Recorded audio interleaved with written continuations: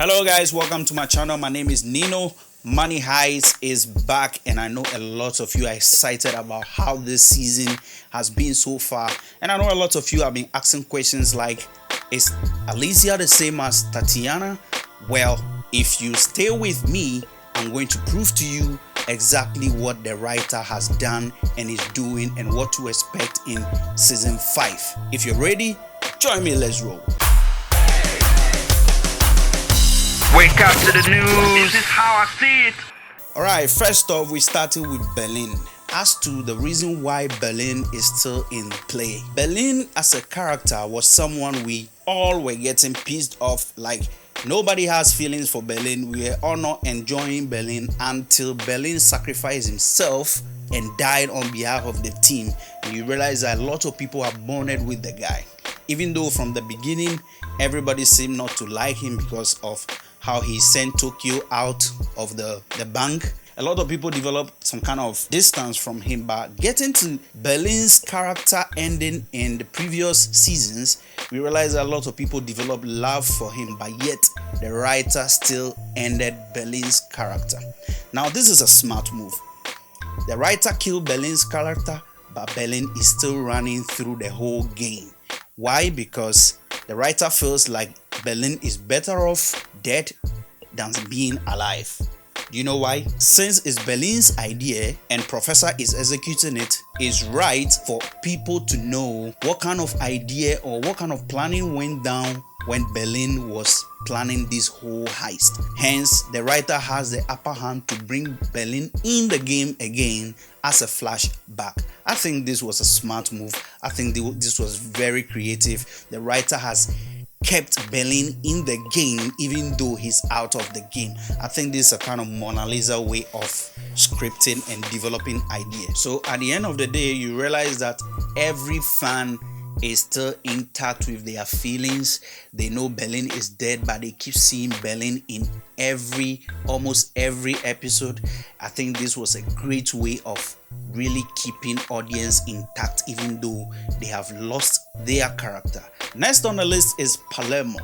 Well, Palermo, very annoying, right? Yes, a good captain, but a terrible player. Now you realize that Palermo is now some sort of substitute to Berlin. If you study Palermo's character and Berlin's character, they basically started on the similar note, pissing their colleagues off, making decisions that not everybody is in agreement with, and trying to take control over the whole heist. I think the same thing Berlin did is the same thing Palermo is doing. But then it looks as if Palermo is the only way to get out of that building. Now, if you notice, Palermo started on a very rough and a bad note, starting from where they were camping to where the heist starts. So you realize that the writer has gradually created some kind of instances, like for example, Palermo trying to leave the bank on his own and they trying to stop him. Secondly, he being tied to the chair and he creating that chaos that happened.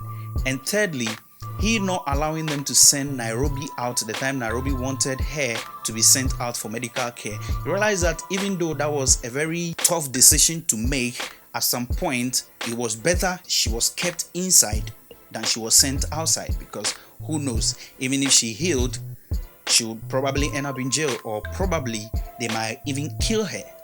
So I think gradually they are trying to make Palermo's character very annoying from the beginning, and when he start making some decisions that is helping the whole group, people will adjust and begin to love him. Now moving on to Nairobi, there was an advice at episode 2 which says what?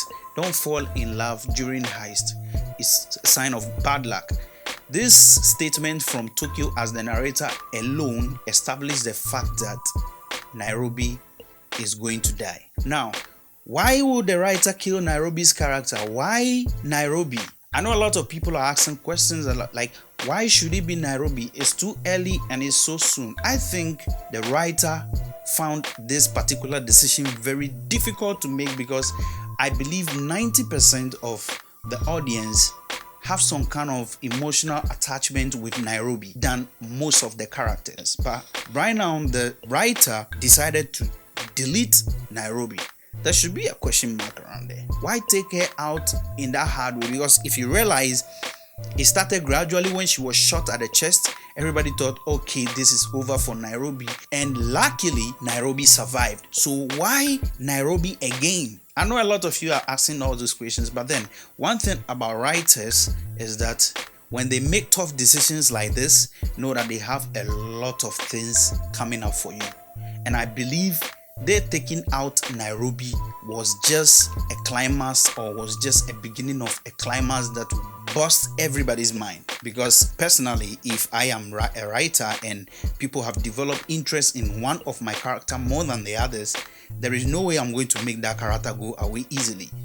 You understand? Because they started with Berlin, people begin to love Berlin, and they took Berlin out. Now people love Nairobi. Even her friends love her so much that you could see the pain in their faces when she died. So why would any writer want to do that? Like, why do you want to take out such a tool from your series? But then the questions come back to, what is the replacement for Nairobi? That is where we are going to. And I'm sure this will shock everybody, and this will make everybody start thinking deep. Now, next is the most dominant person when it comes to conflict in this money heist is Alicia. People are asking questions, and I'm asking myself, what if Berlin has something to do with Alicia? What if Alicia is the wife of Berlin? Has anyone thought of that? Do you think it's possible? Do you think the baby she's carrying is for Berlin? Now, if you compare Tatiana and Alicia, there are similarities. Now take a look at their hair. If you look at their hairstyle, they have the same color of hair. Their lips is very tiny. They have a extruded nose. Look at the way they style their hair. They comb their hair frontal. You notice that there's some kind of similarity in this. Now someone will ask a question, okay, so why is she called Tatiana and she's no longer called Tatiana now and she's called Alicia? Mind you, Berlin married her on purpose. And Berlin, knowing very well that he's going to carry the biggest heist, Berlin is capable of going to the extreme of even marrying someone to make the person an accomplice or to make the person a weak link for their escape. Don't forget, this heist in particular, they figured a way to get in, but up to now, we don't know how they are going to get out. I believe Alicia is the same as Tatiana. Now here is this. Someone will ask a question that, okay, if she is the same person, but the professor should have known, she should have known the professor. If you take a look at their wedding, you realize that it wasn't established that Tatiana really knows the professor. You realize that the professor was so calm because he was thinking about the fact that Berlin is just hurting this lady by going to marry her, knowing that he's not going to live forever and stay with her. But Berlin insisted that, my brother, what if? You see that Berlin has some kind of confidence and he has some kind of reason, not only emotional reasons for marrying Tatiana, but he really had a plan for Tatiana. What if Berlin knew very well that Tatiana is in the force, is in the police force, okay? And she will probably be in command as at the time the heist will go down. Okay. What if Berlin decided to marry Tatiana just to get closer to her emotionally, just as the same way the professor moved to Lisbon in the love background until he got discovered and there was nothing she could do? What if it's the same thing Berlin was trying to do with this lady? But mind you, the name Tatiana was only called by Berlin. It wasn't established that Tatiana is her real name. We only knew that Berlin has been calling her Tatiana. He has a reason for calling her Tatiana, but no one knew her name. Now let me take you back to season 4, episode 4. From your timeline, 21 minutes, 21 seconds, you notice that where Lisbon was being interrogated by Alicia, Lisbon asked Alicia about her husband, how she feel, and that was where Alicia revealed how her husband died. That was where Alicia revealed why she doesn't want to go home. That was when Alicia revealed to her colleagues the name of her husband. Now, pay attention to this. She only mentioned the name of her husband as German. We all know very well that Berlin uses a whole lot of names. When he went to meet the governor, the name he used was different from his real name. So it could be possible that if Berlin was masterminding this heist and he's adding Alicia into contest, it's probably that he has lied to Alicia about his name. Now someone will ask a question, okay, so Alicia established the fact that her husband died of cancer, and if you notice, the way her husband died was quite similar to the problem that Berlin was going through. Okay, we all knew very well that Berlin was going to die anyway. But if you notice how Alicia's husband died and how Berlin was supposed to die, it's too much of coincidence. Now, if you remember that same episode 4, Alicia revealed or established the fact that her husband asked her to turn on the news, and she thought he was just going to say one of his jokes because, listen to the description she made, because he's very eloquent. She said because she knows her husband was very eloquent and he was very imaginative, very smart. You understand? All these characters fit Berlin. Okay, and you all know that Berlin is very eloquent. When he's speaking, he knows very well exactly what he's saying, and he's very imaginative. Now, someone will say, okay, he died in front of her, and she made them cremate him. Did we really see anybody cremated? No.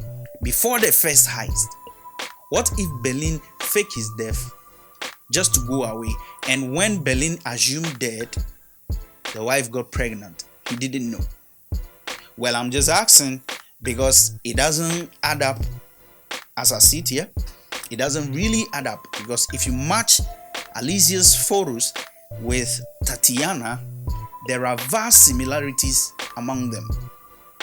And Berlin getting married to Tatiana and we never hearing anything from Tatiana again after the marriage raises questions.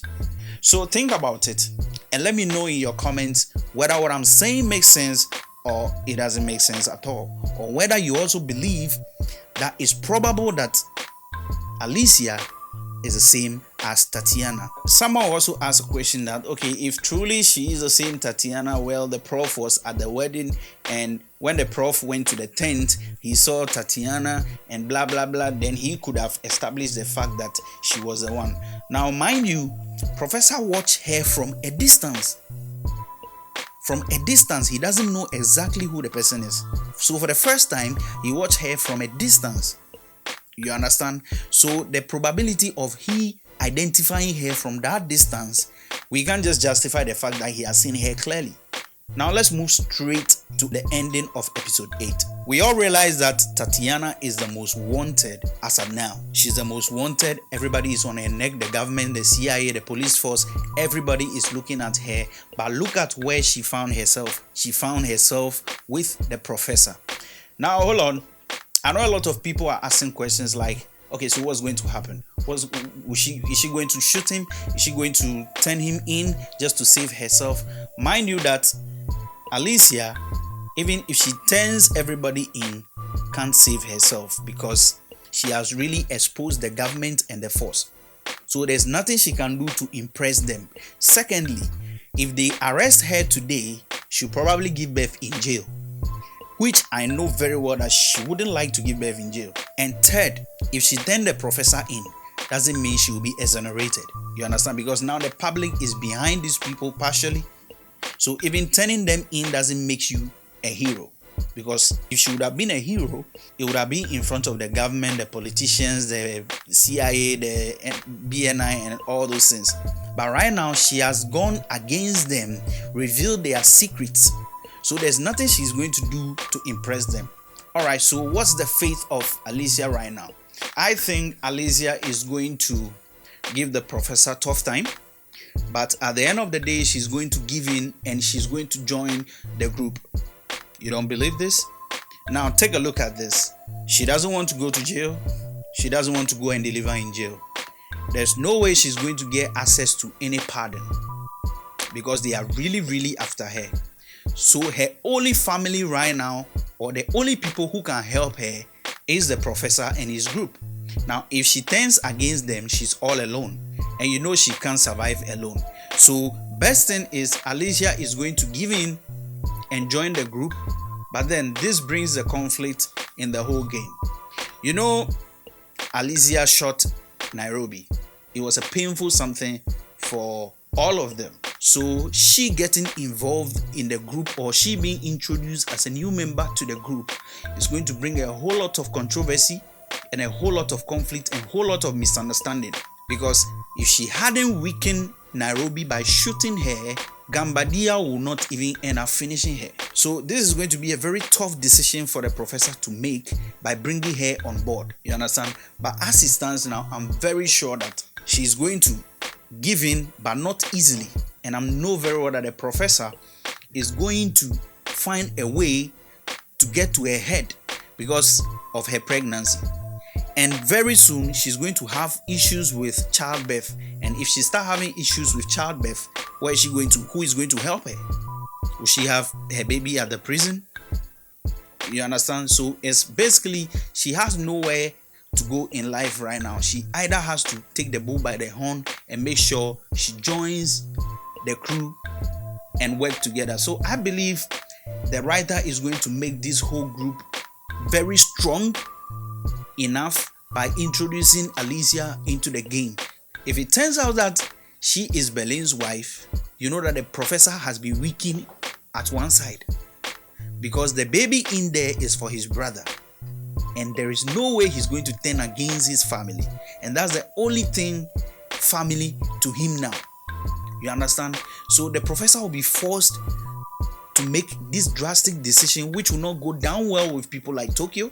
So it's going to be very, very tough, but it's going to be somehow understandable, and it's going to create some kind of confusion amongst the group, because it looks like right now they are more united than ever.